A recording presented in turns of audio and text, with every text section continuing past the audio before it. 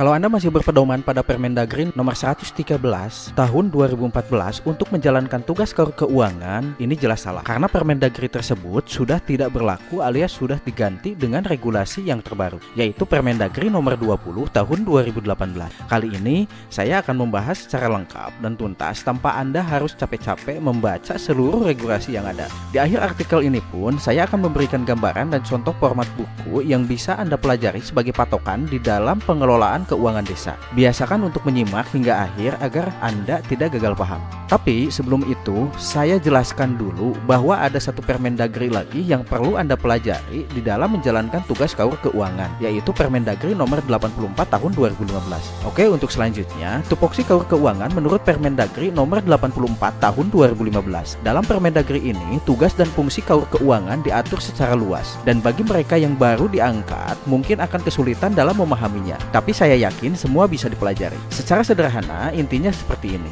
1. KAUR keuangan harus paham dulu bagaimana struktur anggaran pendapatan dan belanja desa atau APBD.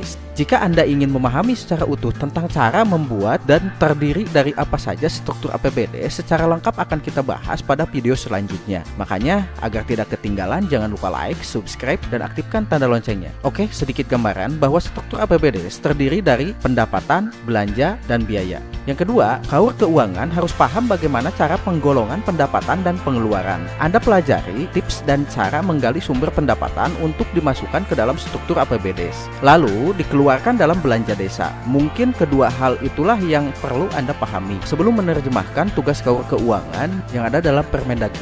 Itulah tupoksi KAUR keuangan yang termuat dalam Permendagri nomor 84 tahun 2015 pasal 8 ayat 3 huruf B, pengganti Permendagri nomor 113 tahun 2014 yang berbunyi pengurusan administrasi keuangan dan sumber-sumber pendapatan dan pengeluaran, verifikasi administrasi keuangan, penghasilan kepala desa, penghasilan perangkat desa, penghasilan BPD, dan penghasilan lembaga pemerintah desa lainnya. Oke, untuk selanjutnya, tugas KAUR keuangan menurut Permendagri nomor 20 tahun 2018. Ada dua poin menarik sih menurut saya setelah Permendagri ini diterbitkan. Tugas bendahara beralih ke KAUR keuangan dan ada beberapa daftar singkatan baru yang dipakai. Tugas bendahara beralih ke KAUR keuangan. Maksudnya bahwa tugas bendahara yang tadinya dipegang oleh bendahara desa dalam hal pengelolaan keuangan desa, kini semua tugas tersebut dipegang langsung oleh KAUR keuangan. Itu artinya KAUR keuangan harus lebih paham lagi dalam penata usahaan keuangan desa jika tidak mau tersangkut dengan masalah hukum. Lalu apa saja tugasnya? Ada dua tugas yang wajib dipahami KAUR keuangan dalam hal pengelolaan keuangan desa, yaitu 1.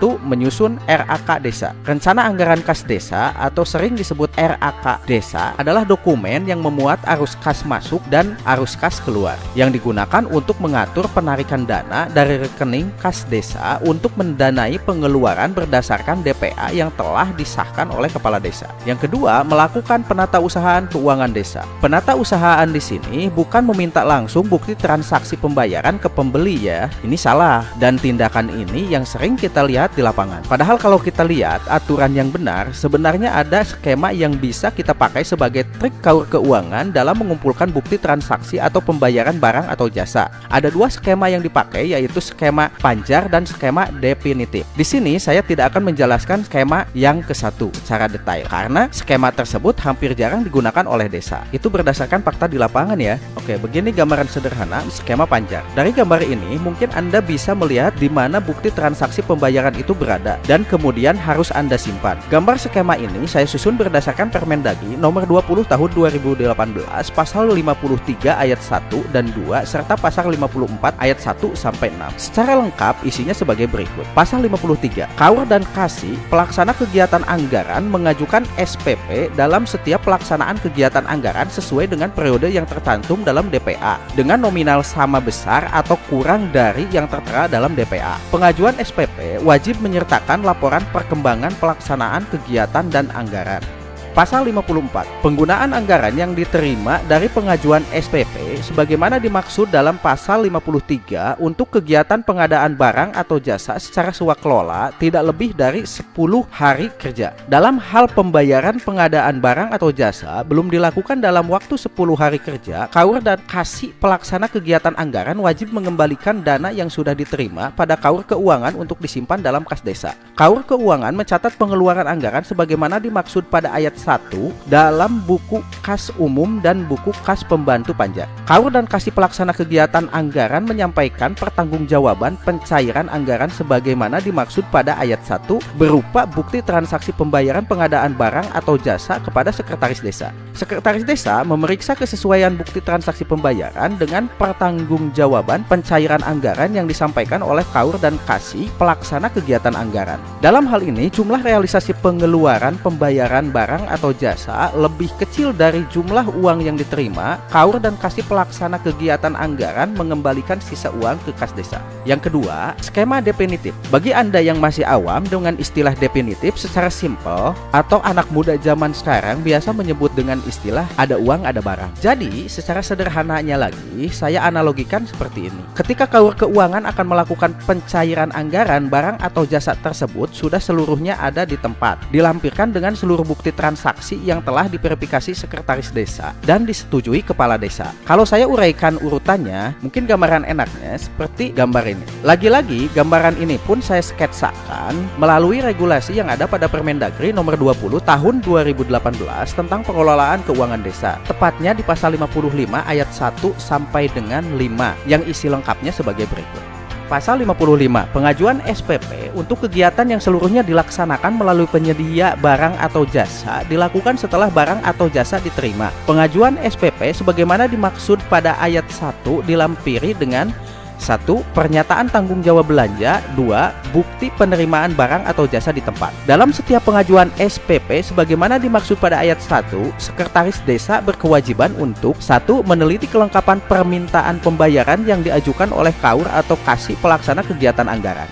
2. Menguji kebenaran penghitungan tagihan atas beban APBD yang tercantum dalam permintaan pembayaran. 3. Menguji ketersediaan dana untuk kegiatan dimaksud.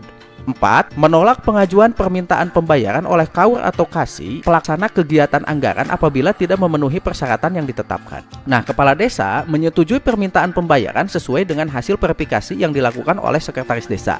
KAUR Keuangan melakukan pencairan anggaran sesuai dengan besaran yang tertera dalam SPP setelah mendapat persetujuan dari Kepala Desa. Terakhir, inilah uraian lengkap tugas KAUR Keuangan yang termuat dalam Permendagri nomor 20 tahun 2018 pasal 8 ayat 2 huruf B atau khusus poin kedua, yaitu melakukan penatausahaan yang meliputi penerimaan, penyimpanan, menyetorkan atau membayar, menatausahakan dan mempertanggungjawabkan penerimaan pendapatan desa dan pengeluaran dalam rangka pelaksanaan APBD. Oke, yang selanjutnya, inilah buku yang wajib dipahami jika menjabat KAUR Keuangan. Sebenarnya ini tidak perlu sih, karena semua buku tersebut sudah ada dalam aplikasi Siskedes. Anda tinggal mempelajari dan pahami alurnya, maka saya yakin Anda akan mahir dalam mengelola keuangan desa. Dan jika Anda masih bingung juga, buku apa saja yang perlu dipahami oleh seorang KAUR Keuangan, berikut 4 jenis buku yang wajib dipelajari. 1. Buku kas umum. 2. Buku pembantu bank. 3. Buku pembantu pajak. 4. Buku pembantu pajak. Pada deskripsi di bawah, saya sertakan link untuk mendownload format buku KAUR Keuangan dalam bentuk Excel. Itulah sedikit penjelasan dari saya terkait tugas KAUR Keuangan berdasarkan regulasi saat ini. Apabila ada pertanyaan atau koreksi, silakan sobat semua tulis di kolom komentar ya. Terima kasih.